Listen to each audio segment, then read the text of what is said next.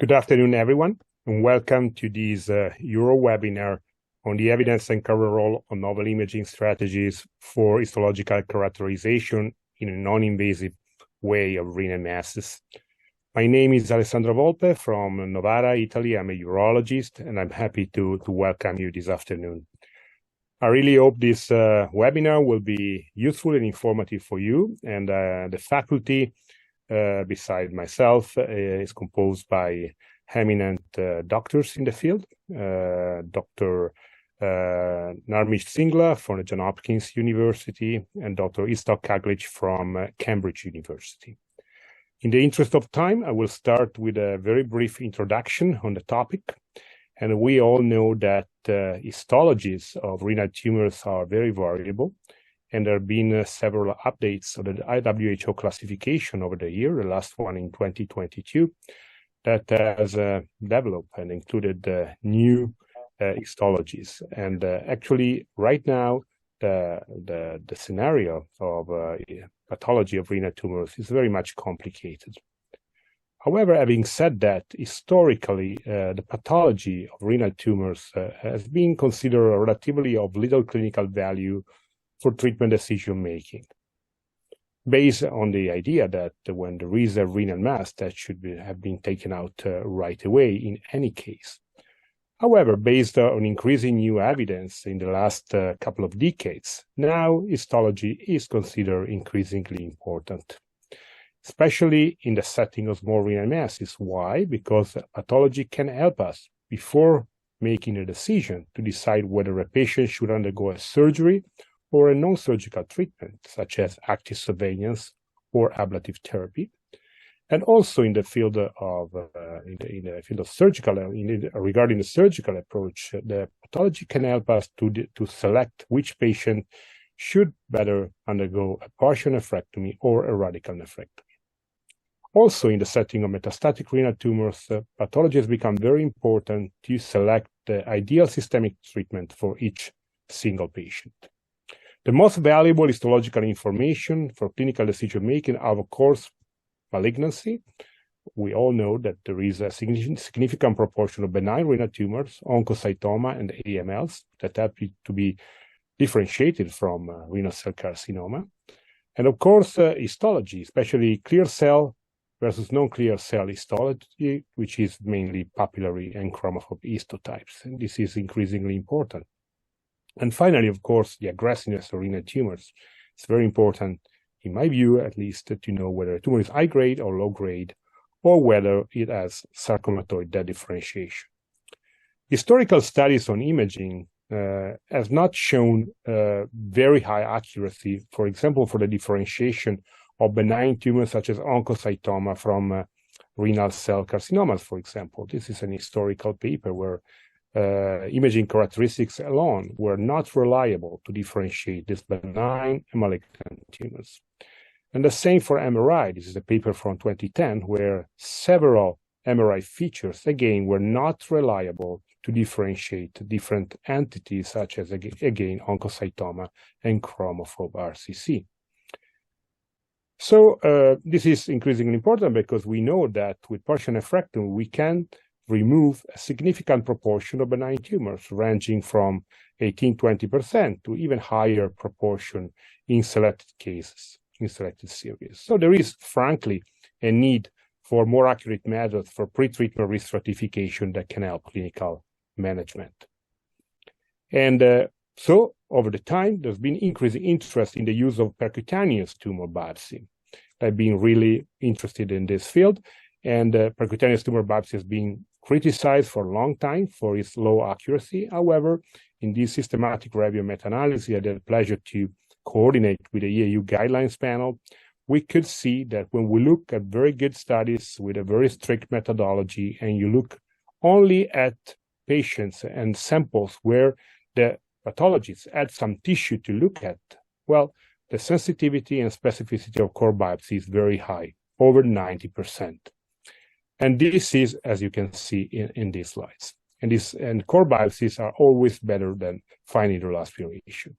And also, biopsies can be very good to identify a subtype of RCCs, with a concordance rate, as you can see, which is consistent in the systematic review, about 90% and even more for small renal masses when we compare the subtype on renal biopsies and on final pathology when a nephrectomy is performed.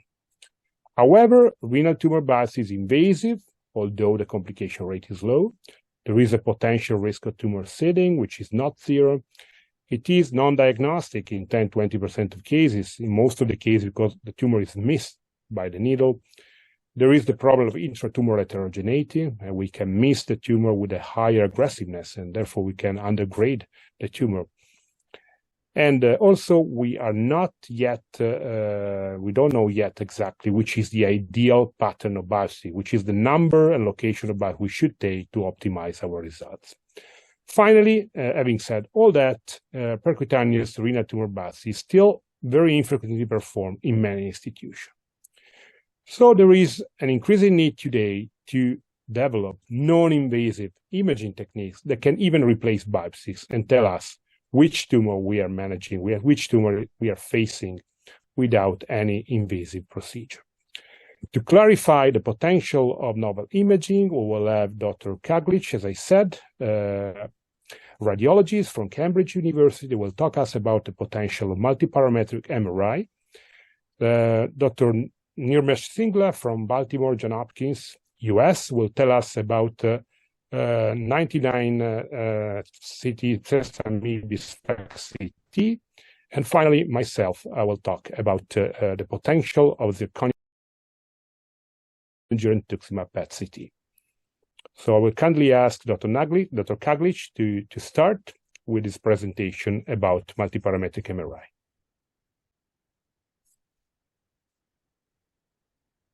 Just let me share the screen.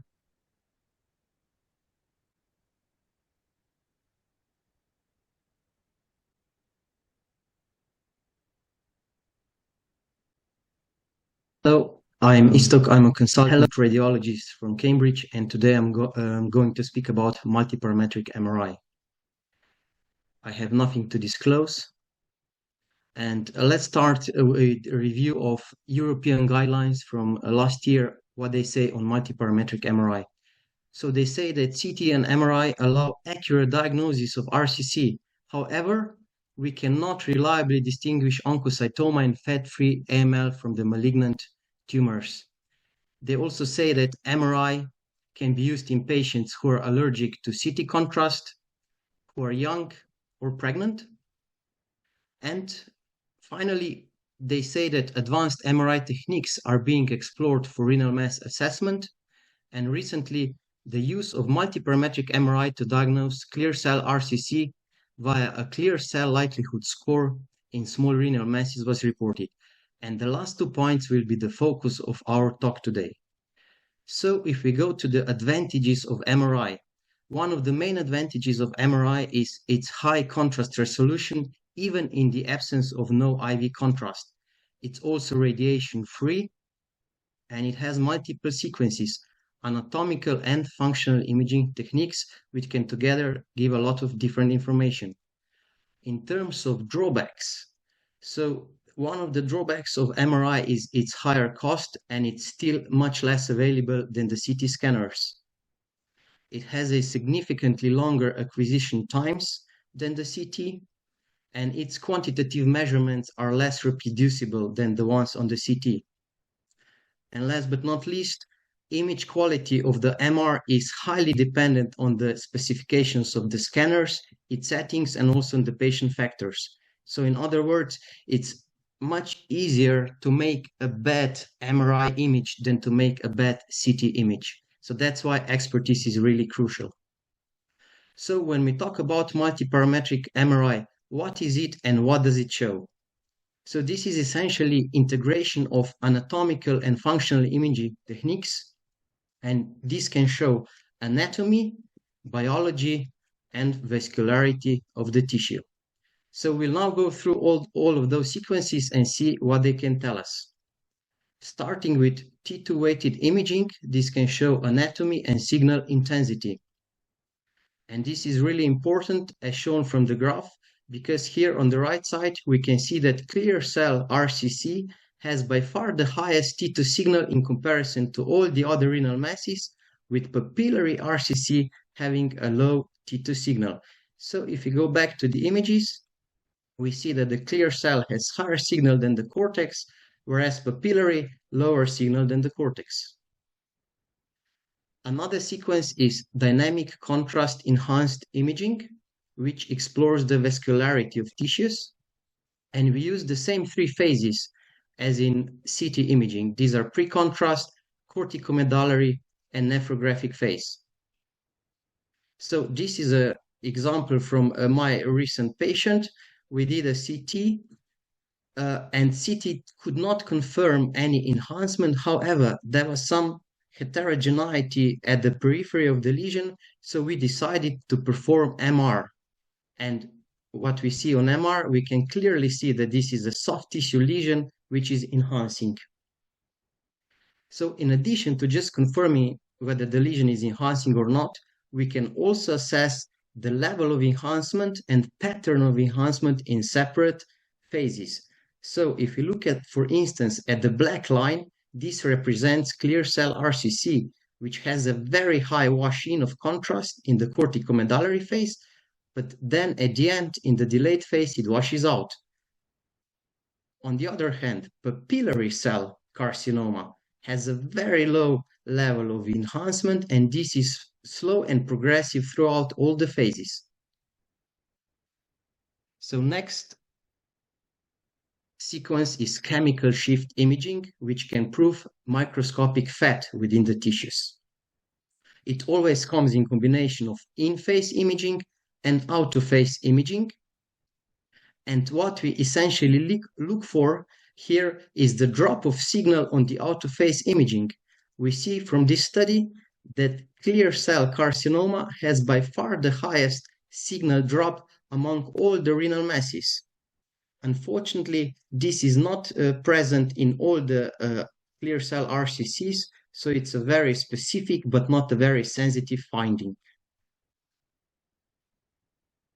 What can chemical shift imaging show as well is the presence of hemosiderin, so indicating microscopic chronic hemorrhages.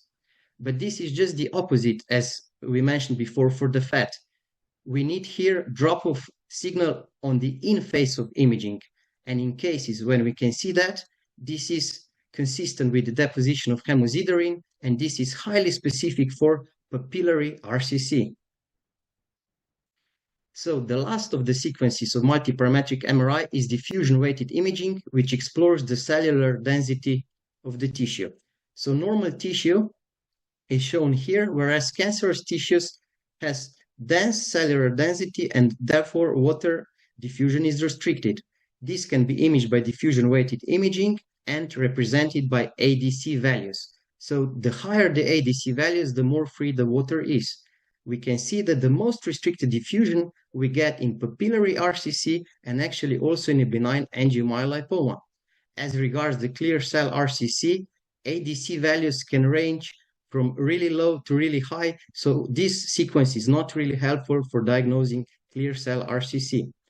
And as an example, diffusion-weighted imaging always comes as a B-value imaging, where we want to have a really high signal, and then the ADC map, where we look for low ADC values. We always need this combination to really confirm restricted diffusion.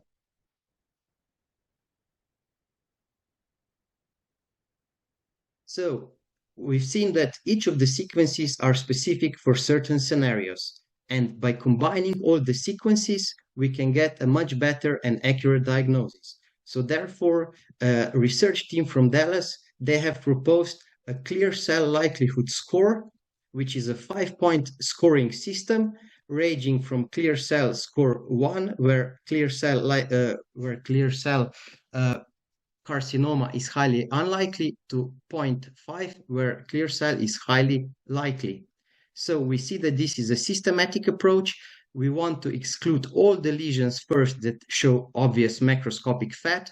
We want to exclude all the lesions that are cystic, and then we start with T2 weighted imaging and we separate them into hyperintense or hypointense lesions.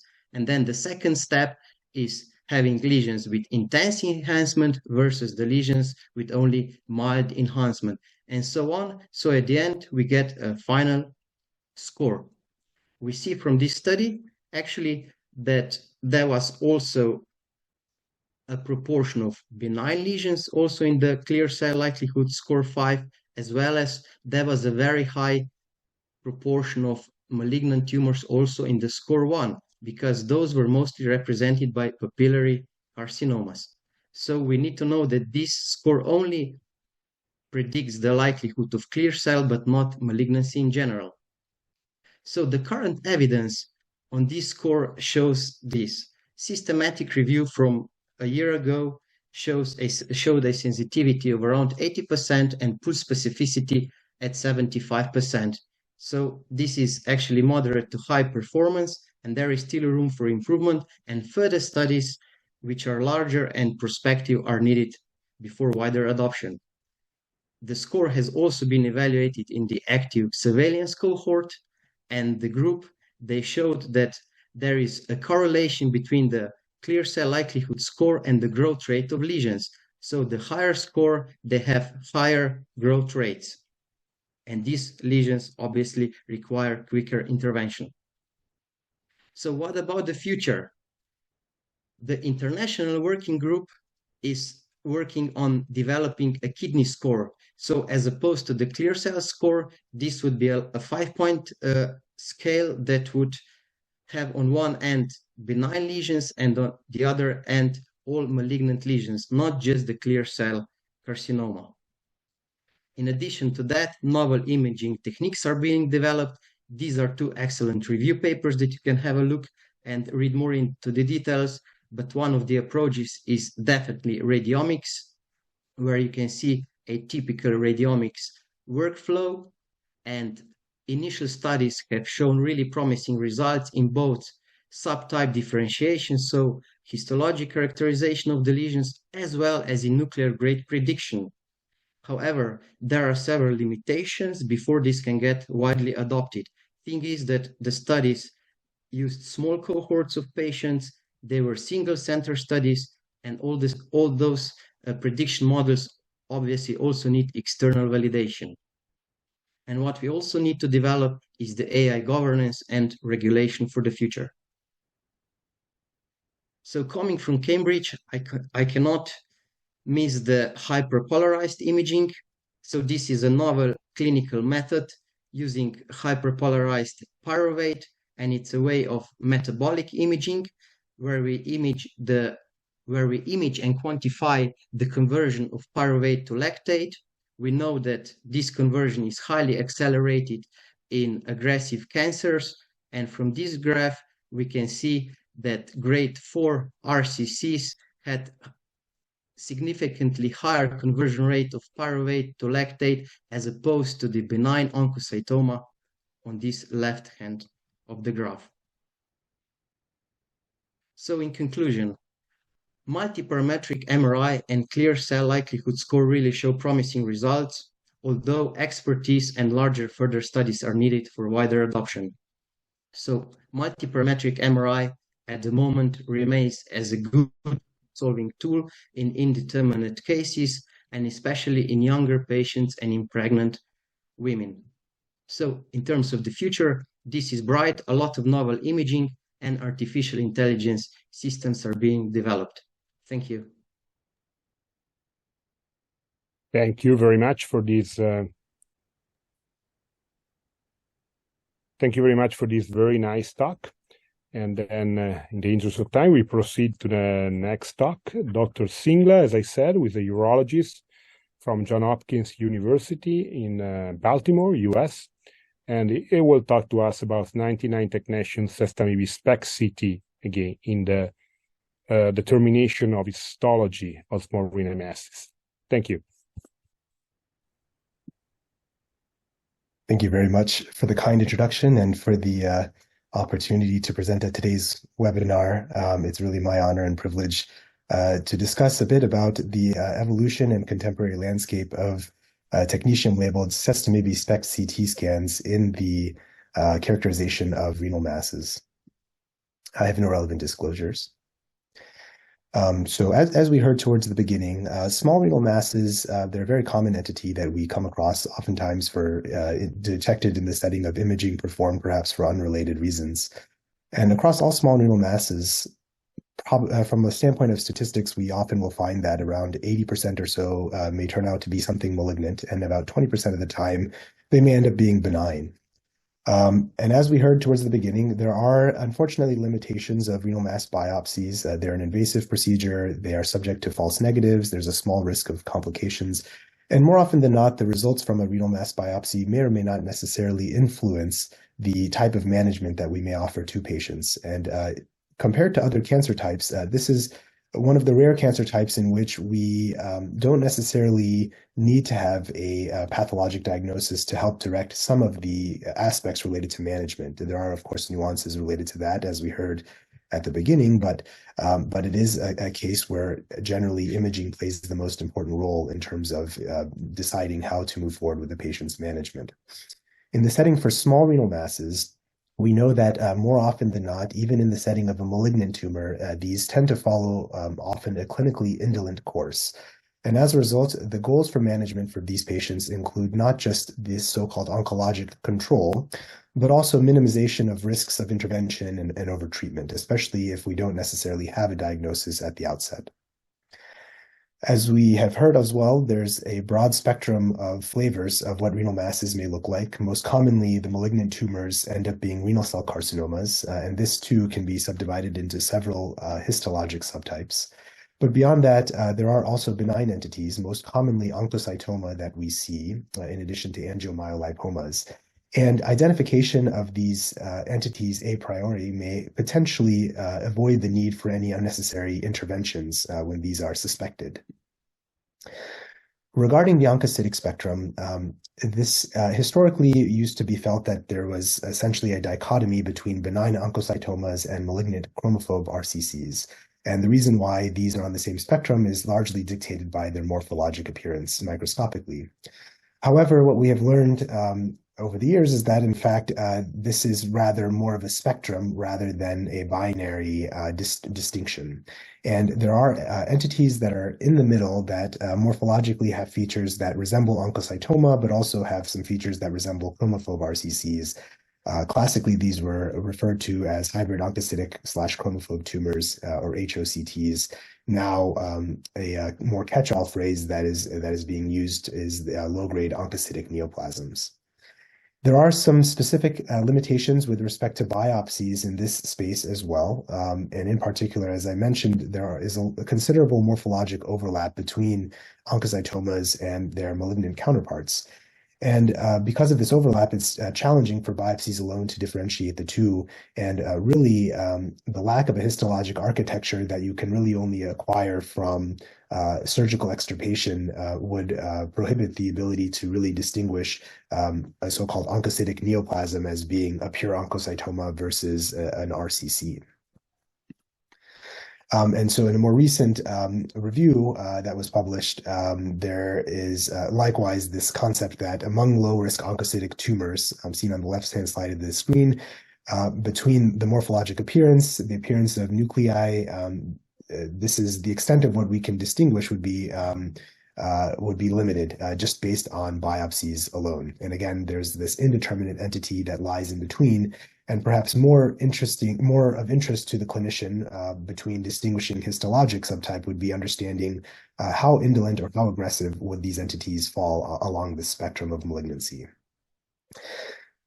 We know from conventional scans that their conventional cross-sectional imaging is rather limited in the ability to differentiate subtypes of RCC and differentiate oncocytomas from RCCs. When looking at multi-phase CT scans, we have seen that many of the characteristics with respect to uptake and washout of intravenous iodinated contrast often resembles that of clear cell RCC, and that's why conventional imaging alone is often insufficient to render a diagnosis. Furthermore, we often refer to the so-called central stellate scar, which is classically characteristic of oncocytomas, But the problem is that the presence or absence of the scar is insufficient in itself to make a diagnosis again. Partly because necrosis, central necrosis, can often look the same, and that in and of itself is often more characteristic of aggressive tumors. But then it's also worth noting that it's not the most sensitive finding either, because it's not always apparent, especially in smaller masses. Regarding the cellular composition of oncocytomas, one of the unique features compared to other forms of renal tumors is that these masses tend to be very rich in mitochondria. And so this is a characteristic that was essentially leveraged to its advantage for the use of these of novel tracers. And in particular, technetium-labeled sestamibi is a small molecule that could be leveraged using SPECT technology to image these masses by targeting the mitochondria. These are membrane permeable.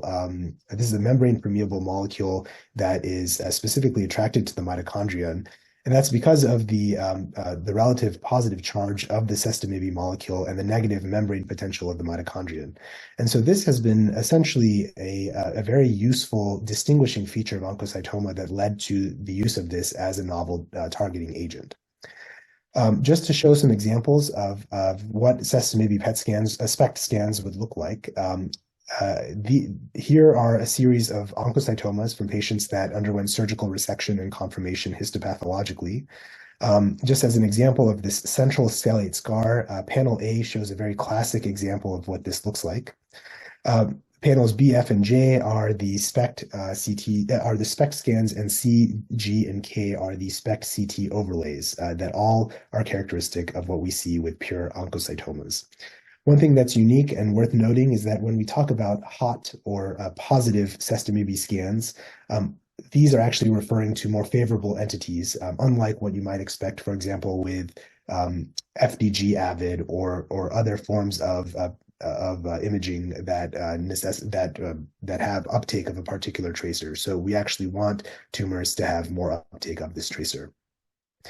On the flip side, these are examples of sestamibi negative scans that all turned out to be RCCs.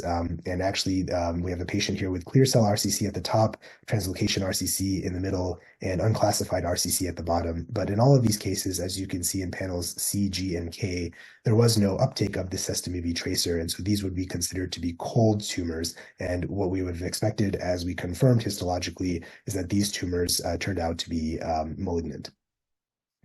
So the first series on this came out of Johns Hopkins in 2015 clinically. It was across a prospective cohort of 50 patients. And what we found is that certainly when compared to conventional imaging, there was a greater ability to differentiate oncocytomas and hybrid oncocytic chromophobe tumors versus RCC counterparts. And what we found in our semi-quantitative evaluation of relative uptake was that there was a significantly greater degree of uptake of the sestamibi tracer among these entities compared to RCCs. There were some false positives that were seen in chromophobe RCCs, and this does beg some question as to whether these were more likely to follow a clinically indolent course compared to other forms of chromophobe RCCs. But other than that, we found that the sensitivity for detecting oncocytomas was actually quite high.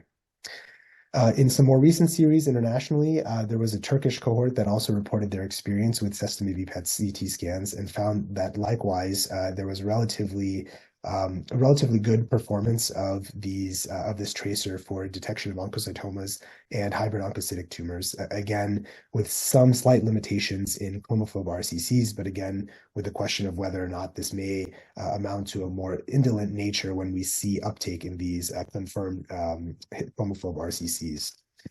Likewise, a couple of years ago, another cohort out of Australia had published on this and likewise found a better performance for the sestamibi PET SPECT CT scans compared to conventional imaging. And finally, one of the most recent series emerged out of Washington University in St. Louis and had a similar, reported somewhat similar performance characteristics for this modality. So how do we use this clinically? First and foremost, it's important to note that having an experienced partner in radiology is important because there can be some variability in the interpretation of these scans. And with more experience of these scans, as we too have found in our own learning curve with respect to performance of this protocol and interpreting the images, is that experience can be important in influencing the performance characteristics, especially if it appears to be a bit more equivocal in nature. So this is our current algorithm for how we evaluate renal masses. Following the conventional imaging, if there is still some question as to what a mass may be, and in particular, if there is some suspicion that there could be a benign entity that whereby the determination of the histology could influence the next steps in management, then we would often offer a patient the Sestamibi SPECT CT protocol. And based on this information, again, because we don't necessarily have 100% accuracy with these scans, we still often recommend confirmation with a biopsy. So it may not be necessarily something that we would advocate for supplanting biopsies, but rather complement these biopsies to as a confirmatory measure. Recently, Brian Shook's group out of UCLA had also published on the Onyx genomic classifier to help distinguish oncocytic neoplasms by biopsy into either chromophobe RCCs or oncocytomas. And the performance characteristics of this classifier actually was akin to that with what we saw in these series with Sestamibi SPECT CTs. And so as another proposal, we would say that there may be a role even in integrating an Onyx classifier for those patients that have an oncocytic neoplasm diagnosed by biopsy in the setting of a hot Sestamibi SPECT CT scan. And shortly, we will hear from Professor Volpe regarding the use of CA9 targeting agents. But as another means of even perhaps reducing the need for biopsies in selected patients, there may be a role for dual radiotracer SPECT CT targeting, and in particular, using a CA9 targeting agent that's compatible with a SPECT platform. And we actually have a first-in-human trial that is currently active looking at an indium, a 111 indium labeled agent. In conjunction with Sestamibi SPECT CT, we may be able to better distinguish patients who are likely to have aggressive versus benign masses with only indeterminate patients that would likely benefit from further invasive evaluation. We also performed a cost-effective analysis recently in which we assessed the utility of Sestamibi alone or in conjunction with a biopsy versus biopsy alone versus simply offering empiric partial nephrectomies to all. This was based on a Markov decision-based model. And what we, without getting into the weeds, by looking at the incremental costs of each of these options compared to incremental qualities for patients who are undergoing evaluation for renal mass, we did find that the most cost-effective option to minimize untreated malignant small renal masses while avoiding surgery for benign renal masses was the use of this combined approach of a Sestamibi SPECT CT followed by confirmatory biopsy compared to existing standard of care approaches. And so to conclude, I would say that molecular imaging certainly does offer opportunities to better risk stratify patients with indeterminate renal masses compared to conventional biopsies alone, plus or minus biopsies. Sestamibi SPECT CT is a cost-effective means of identifying benign and indolent tumors, especially given its reliance as a small molecule on the SPECT platform. But nevertheless, there is certainly a need for further work to help further refine the existing algorithms, whether that is on the scale of improved molecular characteristics of molecular profiling of biopsies, or perhaps use of dual targeting agents to enhance our diagnostic accuracy. So on that, again, I'd like to thank you very much for the opportunity to present on this. I believe that questions are perhaps being reserved for the end, but I'll turn it back over to Professor Volpe. Thank you very much, Nirmish, for this very nice talk. And then I will proceed to the last presentation. We'll share the screen. And we will talk now, as Nirmish has just mentioned, about 89 zirconium girentuximab PET-CT, another option, another novel imaging strategy to better characterize renal masses. These are my disclosures. So the goal, we understood, is potentially to try and target with imaging some molecular markers that are overexpressed by tumors. And another marker that is definitely overexpressed by renal cell carcinomas is carbonic anhydrase 9, which is a transmembrane protein physiologically expressed in tissues, mainly in the digestive tract, which helps to maintain the pH of extracellular environment. So CA9 is overexpressed in renal cell carcinoma, is minimally expressed in normal tissue, and this differential expression is very important for us in this setting. Very importantly, with hypoxia, or when there is VHL loss, which occurs, as we know, in more or less 90% of clear cell RCCs, CA9 is upregulated. Basically, the VHL protein does not bind HIF-alpha anymore. It leads to accumulation of HIF-alpha in the nucleus, which leads to overexpression of genes that leads to overexpression of proteins, including CA9. And the upregulation of CA9 leads to acidification of extracellular pH, as we said, but also loss of cellular adhesion and increased tumor cell migration, which are typical of clear cell RCCs. CA9 in the history of urology has been tested many times as a prognostic factor. And unfortunately, at the end, there is not a clear answer. In some historical study, it did have some prognostic value, but overall, if we look at these forest plots, when we put the best paper together, there is no significant influence on prognosis of this marker, either for progression-free survival and overall survival. However, it retains a diagnostic role in immunohistochemistry, where clear cell RCCs can be considered always CA9 positive, while chromophobe RCCs and papillary RCCs, especially type 1, according to the previous WHO classifications, are typically CA9 negative. So that means that potentially CA9 can help us to differentiate not between benign and malignant tumor, but to differentiate between clear cell renal cell carcinoma and the other tumors. And actually, there has been studies looking at the monoclonal antibodies, especially girentuximab G250, also called G250, to target CA9. And using different payloads, like, as you can see here, iodine-131, but also indium. And as you can see in all these studies, the first study is from 1993 in Nijmegen, and all the way down here. So there are several phase 1 comparative studies showing the safety of this approach. More recently, the payload zirconium was included in this setting with some potential help. Zirconium is linked, as for the other studies, to girentuximab or G250, which is an IgG1 kappa light chain chimeric monoclonal antibody that binds with very high specificity with carbonic anhydrase 9 and is internalized. There is an hepatobiliary excretion of this antibody, which allows optimal renal visualization. Zirconium-89 is a positron emitter with a half-life of 3.3 days, which is very good because it has the potential to increase the spatial and contrast resolution, the images, because it's better retained by the cells. As we just mentioned, zirconium girentuximab show feasibility and safety in several studies.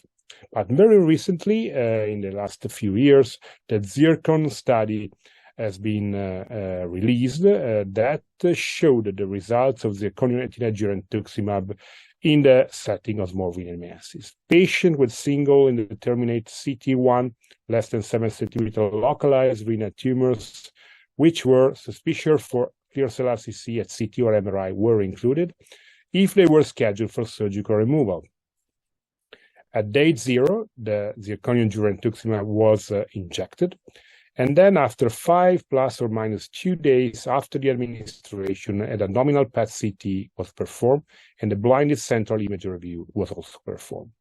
And finally, within 90 days of the injection of girentuximab, a partial or radical nephrectomy were performed, to have final pathology with the central histology review. The endpoints of the study were sensitivity and specificity of this approach versus central histology of the final pathology surgical resection in the detection of clear cell RCC. As you can see, there were several centers, 36 sites in Europe, North America, and Australia, overall in 9 countries, and overall 300 patients were enrolled, 371 were screened, 332 enrolled, but at the end, 300 were actually included in the study. Median age of the patient was around 60, as you can see, mostly males. And in the full analysis with all patients that had available PET-CT imaging and confirmed histopathology diagnosis, we had 284 patients. And 179 of these patients had a small renal mass, less than 4 centimeters in size. On average, as we said, the size was 3.7, and we had also a proportion of very small, less than 2 centimeter renal masses. When we come to histology, 2/3 of these masses were clear cell RCCs, and 1/3 were other lesions, mainly papillary RCCs, chromophobe RCCs. It was only a 3% of oncocytomas. As you can see, in the three group of patients according to size, of lesions according to size, there were a similar proportion, about 66 to 70% of clear cell histologies. And when we come at the results, there were 3 independent readers that look at the images, and the sensitivity and specificity was very good for all readers. And the study reached the threshold, as you can see here, with a sensitivity of 85%, sensitivity of 87%, overall, the positive predictive value of 93%, which is good. That means that if the image shows are positive, actually there is a 93% chance that it is indeed a clear cell RCC. The results are confirmed for smaller renal tumor, clinically T1, less than 4 centimeters. As you can see, very similar results in terms of sensitivity and specificity, and a very high positive predictive value, once again, with an overall accuracy of 87%. And the same, although with very small numbers, also for very small lesions, less than 2 centimeters size, which are the most critical to analyze, because in these patients, as you know, in most cases, also percutaneous biopsy is not recommended. The inter-reader agreement was low. There was an agreement between the observers in 91% of the cases, and there were no inter-reader variability, which is a good sign. Interestingly, in terms of with the potential use of this approach also for staging of advanced kidney cancer, there was detection also of an extrarenal lesion in metastatic patients, and in particular, as you can see, the concordance of PET-CT versus conventional CT in staging was good, and there was even a better performance in terms of detection of bone lesion, as you can see here, and liver lesions. Adrenal lesion, the potential of this approach to detect adrenal metastasis is unclear, while no brain lesions were detected because generally the brain, the head, is not included in this kind of imaging. Interesting speaking, also a patient who had a false positive exam. It's interesting that in this patient, anyway, the SUV peak was higher than in those patients that was lower than in those patients that were true positive. So this is another signal that, as we know, I mean, overexpression of CA9 means something in terms of determination of pathology in these patients. We can see here some clinical images. For example, this is a 57-year-old male with a 1 centimeter, very small lesion in the right kidney. As you can see here, this is the girentuximab zirconium PET-CT, which was clearly positive. You see very high SUV, and clear cell RCC was highly likely, and the partial refractory was performed, actually confirming the presence of a clear cell renal tumor. This is a relatively larger lesion, a 42-year-old man, 3.1 centimeter left kidney mass, again very much positive at PET-CT with zirconium, and clear cell RCC was very likely. A radical nephrectomy in this case was performed, and again, clear cell RCC was performed, was found at final pathology.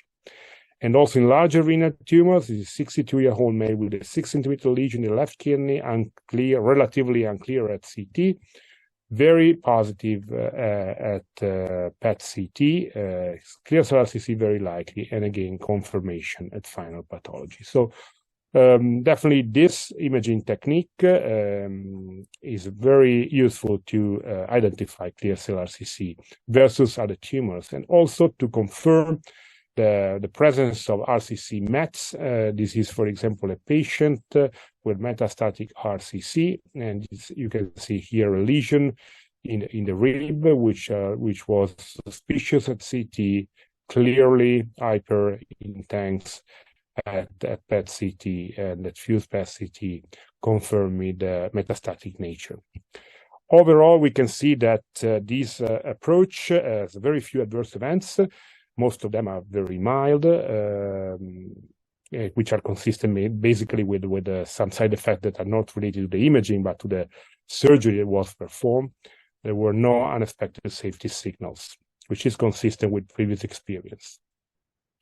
So coming to the end, definitely this study, the ZIRCON phase 3 pivotal study with girentuximab zirconium 89 PET-CT met the primary endpoint, exceeding the sensitivity and specificity target, and also showed the same good results for small renal masses with a favorable safety and tolerability profiles.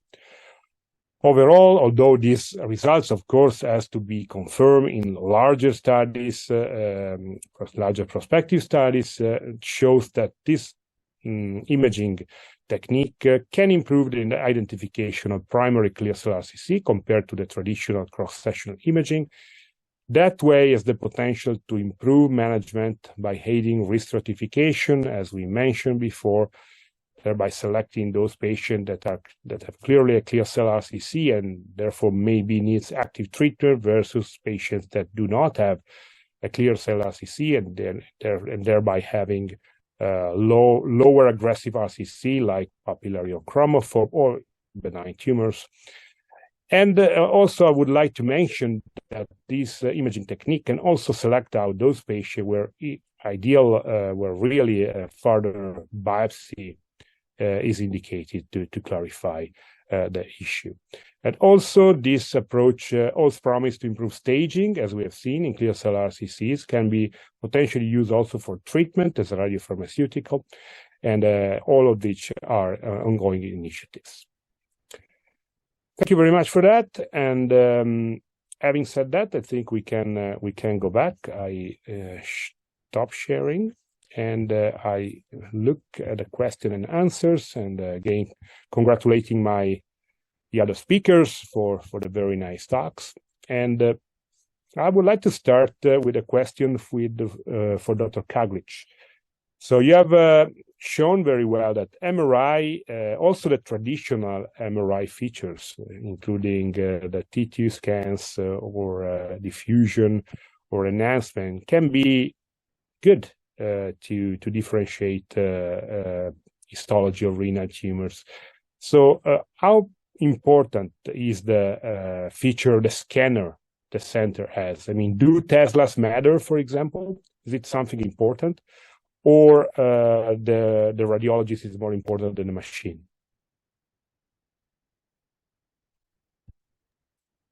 Yeah, thanks for the question. So in terms of renal imaging, the magnet strength is actually a bit less important than in prostate imaging, where 3 Tesla is really superior to the 1.5 Tesla. So this is not such an issue in renal imaging, but what is really important is to get the right settings and to get the right sequences in terms of breath hold techniques and the patient to lie really still. And most importantly, I think there is really expertise needed to get those settings right, and then how to read the images that we get right as well. Thank you for that. So talking about the expertise, do you think that today it's still possible for a radiologist to be able to, be an expert in several fields. Do you need to be a GU radiologist to really achieve high accuracy, for example, in the determination of histology of renal tumors by imaging, or not? So how big is the volume, more or less, in your opinion, that a radiologist needs to have to be an expert uropathologist? Well, talking for all the uroradiology, I would say, well, there are obviously adrenal glands, kidneys, ureters, bladder, prostate, testes, penis, and kidneys, obviously. So quite a lot of organs. So if we compare with the chest radiologist who has left and right chest lobe, well, I think we have quite a lot of organs to deal with. And if we want to really excel in all the modalities, because it's not just like a chest CT, we also have like CT abdomen, we have MRI of those organs, then we have contrast enhanced ultrasound, and so on. So we need to master a lot of different imaging techniques plus different organs. And if we want to couple this also with some research and audits, then I think there is not really much scope of doing some additional area in radiology. And yeah, in our tertiary center, we are quite specialized, but obviously this is not possible in all the regional hospitals where they have a high volume. But when it comes to a tertiary center, we do want to give an expert opinion, a final opinion, and this opinion then needs to be subspecialized and expert one. Thank you. And the final question, which is very practical for our audience, I think, is that sometimes we do, most urologists generally gets contrast enhanced tri-phases CT scan as a first step in the imaging of a kidney cancer. So when do you, and some radiologists are recommended sometimes, an extra imaging, mainly an MRI, if molecular markers imaging is not available, to, solve some, depths or suspicious lesions. When do you recommend to use MRI to, solve these dilemmas? What are your recommendations? Cystic lesions, for example, or what are the kind of lesions you would recommend to image with an MRI to really improve significantly the quality of the diagnosis? Yes, so there are a few different scenarios. Again, it does really depends on the local expertise, because there is also contrast enhanced ultrasound that we didn't touch today. And contrast enhanced ultrasound can do some of the work potentially that MRI can do. And this is definitely the case for indeterminate masses in terms of whether there is enhancement or not. So CT sometimes is not able to really confirm internal enhancement of the lesion, and then we have the option. Either we can do MR, but if the center is really good, they have a good radiologist, they can also do a contrast enhanced ultrasound. So we generally do MR for those lesions because it's much more sensitive to detect enhancement. So that's one thing. The second scenario are Bosniak cysts. So in terms of classification of Bosniak cysts, and again, to see the enhancement of thin septa or thin walls, potentially MRI is superior to CT in that regard. And then there are also some certain scenarios where we are not, if we are not completely sure whether this is a AML potentially with a tiny amount of fat within. So not a fat pore, but with a tiny amount of fat. And then we also do MRI, which can sometimes better detect those tiny amounts of fat due to using chemical shift imaging as well in those masses. But in terms of really tissue characterization, pathological characterization, whether this is clear cell, papillary cell, we can give some rough estimate, but as said, this clear cell likelihood score, apart from the center where it was developed and a few further centers, I don't think, I've spoken now recently at the radiology conference, I don't think this score is widely used throughout Europe yet. Thank you very much for the very thorough answer. And thank you also for highlighting the value of contrast enhanced ultrasound. There was no time to discuss also this. It is a very promising and interesting approach, although limited sometimes by the availability of radiologists that are able to really do it, and also for the limited number of radiologists who have expertise in this with this approach.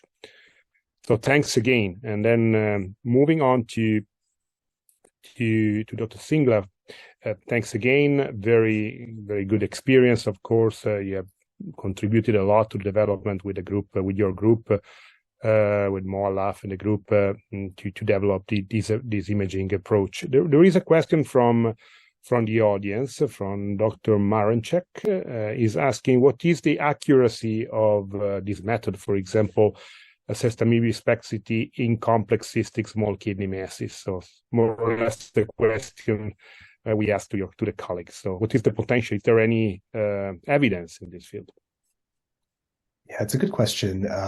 The experience is rather limited, but the truth is that I think the actual utility of cystamibi PET scans practically would be relatively low for further characterizing these types of tumors. Again, thinking about the mechanism by which this was developed, in large part it leverages a mitochondrial-rich environment, which really is intended to be more specific for these types of oncocytomas and hybrid oncocytic tumors. With the exception of maybe a few case reports in the literature, oncocytomas are classically solid tumors. And so when thinking about cystic RCCs, distinguishing the presence or absence of malignancies based on the complexity of the cyst would likely not, it would likely be limited in terms of what a cystamibi would have to offer, to be perfectly honest. Thank you. Another question would be, is cystamibi available in how many centers in the US? Because in Europe, it's available in a very limited number of centers. So is it available? Is it largely available in the United States? And if not, what are the reasons for this? What are the limitations? So the availability is increasing, but it's still, to be honest, it does also remain relatively limited throughout the United States as well. Even among major academic medical centers, there are only there are, I would say, more than a few. There are several that offer it, but I think that what I have found from colleagues elsewhere when trying to order these scans is that sometimes the protocols are not fully well developed. Especially for renal indications. Cystamibi PET scan has also classically, historically, has been actually more often used for thyroid indications. But in the GU space, both the protocol of using these scans, in addition to the actual interpretation, both have limitations that would limit their widespread availability. So there are certainly centers that have an active sort of academic interest in the renal space that have implemented this clinically, and then there are others too that have been able to accrue the necessary radiologic expertise to make it more of a clinically available test, but by and large, I would say that it's not something that is as widespread, certainly not as widespread as one would expect for conventional imaging. Thank you. And the last question I would like to ask you, based on the great experience you have, I'm a fan of active surveillance. I've been working a lot in this field, and your centers did a great job with the establishment and development of the large database, the DIS SRM database. So what is the use, how important is in your center cystamibi spexity in the selection of patients for active surveillance, and why? Also a great question.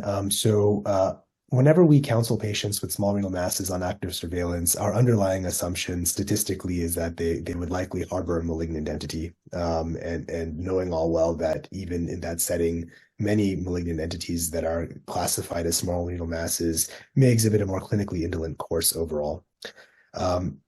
Distinguishing when a tumor on active surveillance is growing, it doesn't necessarily signify the presence of malignancy, because as we know, oncocytomas and AMLs for that matter, likewise can also demonstrate growth locally without harboring metastatic potential.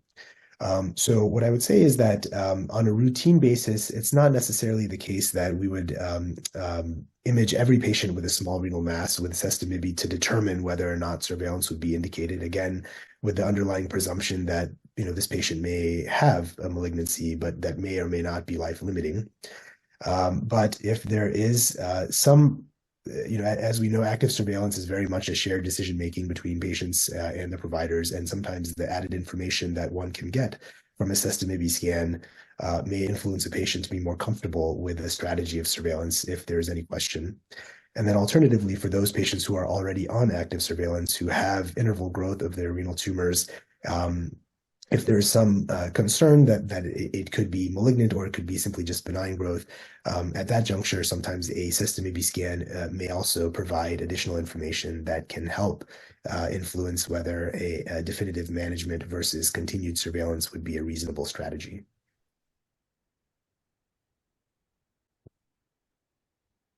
Excellent. Thank you. Thank you very much for this. And so I think that time is almost over. I would like just to share a final slide.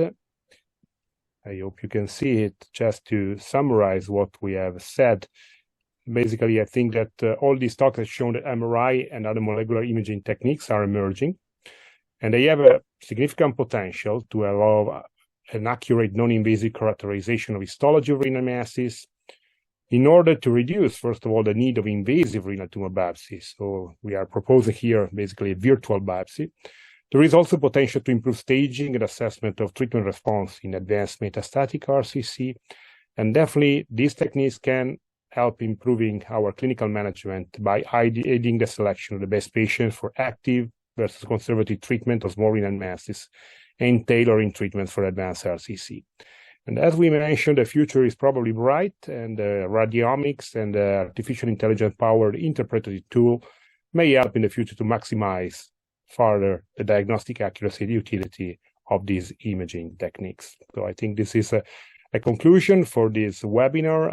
I really thank the two speakers for the great talks and the great feedback in the discussion, and I hope it was informative, and I wish you a very pleasant night and evening.